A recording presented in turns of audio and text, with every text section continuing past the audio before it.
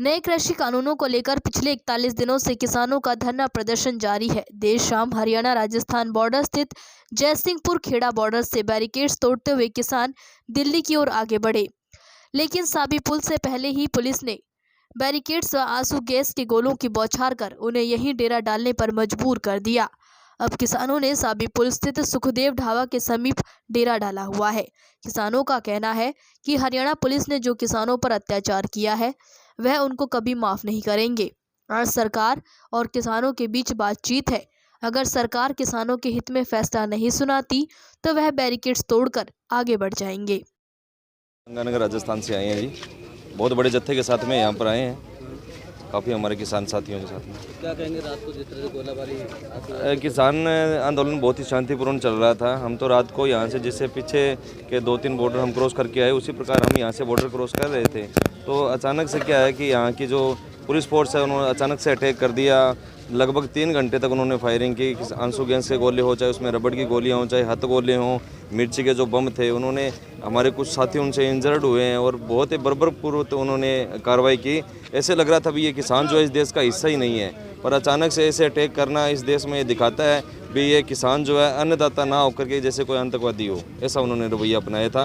मगर हम शांतिपूर्ण तरीके से यहाँ से मार्च करते हुए दिल्ली की तरफ बढ़ रहे थे। हम पुलिस की कानूनी जो उन्होंने कार्रवाई की है उसका हम बिल्कुल विरोध करते हैं हरियाणा सरकार के जो पुलिस प्रशासन का, कि उन्होंने ऐसा नहीं करना चाहेंगे। वो भी हालांकि पुलिस साथी हैं, वो भी किसान के बेटे हैं, उन्होंने समझना चाहिए था भाई किसान अपनी जायज़ मांग के लिए यहाँ से मार्च कर रहा है, न कि किसी वहाँ दिल्ली में जाकर के कोई नुकसान करने के लिए। सर क्या कहेंगे, यहाँ सेवा में सेवा का ये परमात्मा की बहुत अपार कृपा है सब पे। सेवा में कोई कमी नहीं है, किसी चीज़ की कोई ज़रूरत में कभी होने नहीं देंगे। क्या कुछ दिया जा रहा है यहाँ पे जी? हम लेके आए हैं किसानों के लिए मफलर, गरम जराबें, कंबल, खजूरें और बॉडी वार्मर्स, थर्मल। आप क्या कहते हैं, आप किसानों का जैसे संघर्ष चल रहा है, क्या मांग करेंगे आप?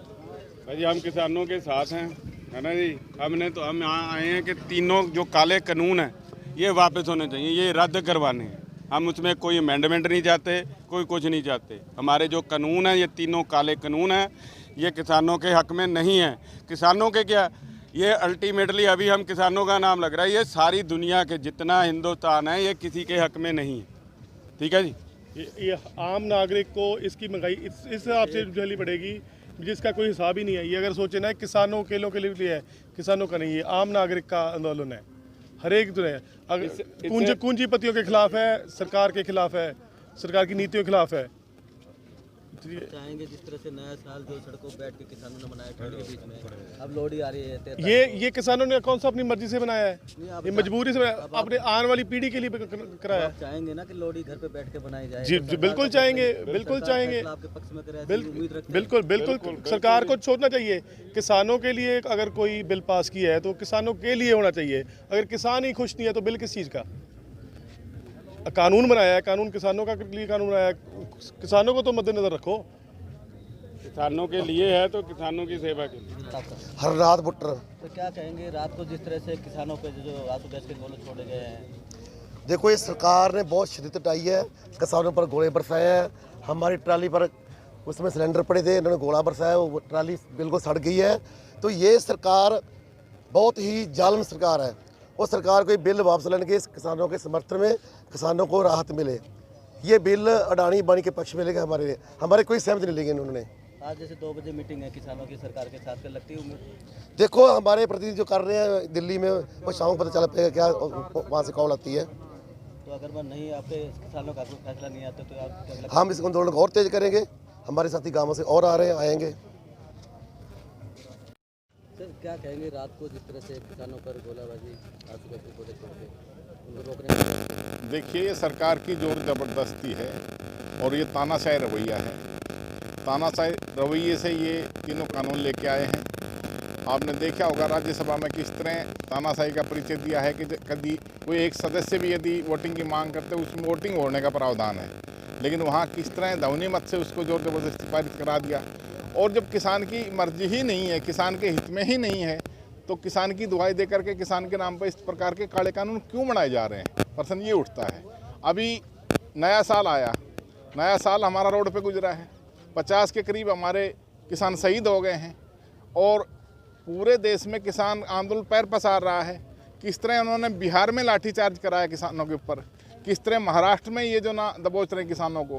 पूरे देश में किसान खड़ा हो रहा है जो इस काले कानून की कुटिलता को समझ रहा है, लेकिन ये जो दबाने का प्रयास करते हैं किसान को, इससे दबने वाला नहीं है किसान मूवमेंट जोर पकड़ेगा।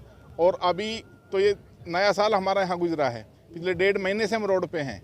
अभी लोहड़ी भी है, अभी 26 जनवरी की परेड भी हमारी दिल्ली में होगी। नेताजी सुभाष चंद्र बोस जयंती 23 जनवरी है, उस दिन भी हम आज़ाद किसान हिंद फौज का जो ना एक अपना जलवा दिखाएंगे। निश्चित रूप से जो ना आंदोलन जोर पकड़ेगा और सरकार को झुकना पड़ेगा। आज जो निर्णय होना है, सरकार साथ बातचीत होनी है, 2 बजे मीटिंग जो बैठी है, अगर मैं किसानों के पक्ष में सरकार नहीं फैसला देती है तो किसानों का अगला कदम क्या होगा? देखिए, अच्छा ये रहेगा कि सरकार देश के हित में और किसान के हित में अपने कदम को वापस ले ले और इस प्रकार ये थोपे हुए जो कानून हैं इनके ऊपर जिद ना पकड़े, क्योंकि ये किसान के हित में और देश के हित में बिल्कुल भी नहीं है।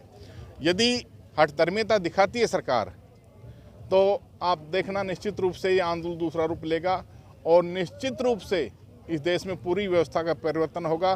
जो ये हठधर्मिता दिखाते हैं, जो अड़ियल रवैया है हमारे प्रधानमंत्री जी का, ये किसी भी तरह देश के और किसान के हित में नहीं है।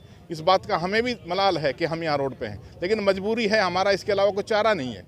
देश का किसान मजबूरी से यहाँ आया है। हम दिल्ली जाने के लिए चले हैं, हमारे को बैरिकेड्स लगाकर जिस तरह रोका है सरकार ने, ये हमारे कानूनी अधिकार का हनन है। लोकतंत्र में कोई भी ऐसी नीति जनता के और किसी वर्ग के खिलाफ बनती है तो जनता अपना कानून उसको अधिकार है।